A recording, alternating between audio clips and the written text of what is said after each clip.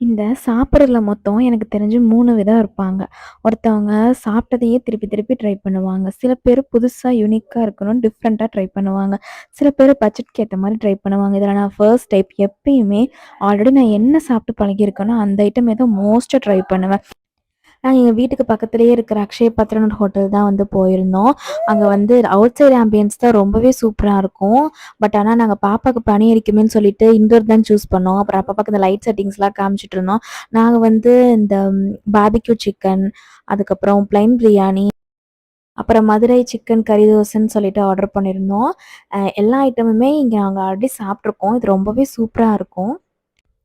நான் அப்படி ஏதாவது புது ஐட்டம் ட்ரை பண்றனாலோ, யாராவது வாங்கி வச்சிருந்தாங்கன்னா, அத ஒரு வாட்டி டெஸ்ட் பண்ணி பார்த்துட்டு, டேஸ்ட் பண்ணிட்டு நல்லா இருந்தா மட்டும் தான் நான் ஆர்டர் பண்ணுவேன். ஏன்னா எனக்கு புது ஐட்டம் ட்ரை பண்றதுக்கே ரொம்ப பயமா இருக்கும். அது நமக்கு பிடிக்காம போயிருமோ அப்படின்னு. அப்புறம் இந்த கறி தோசையும் ரொம்ப சூப்பரா இருந்துச்சு. பிளைன் பிரியாணியும் ரொம்ப ரொம்ப சூப்பரா இருந்துச்சு. எனக்கு நார்மலாவே வந்துட்டு தோசை வந்துட்டு சிக்கன் கிரேவியா இருந்தாலும், என்ன கிரேவி இருந்தாலும் கண்டிப்பா எனக்கு தேங்காய் சட்னி இருக்கணும். ஸோ எனக்கு பரோட்டாக்கு முதல் கொண்டு எனக்கு தேங்காய் சட்னி இருக்கணும். ஸோ அந்த தேங்காய் சட்னி வச்சு தான் வந்து மோஸ்ட்டா ட்ரை பண்ணுவேன்.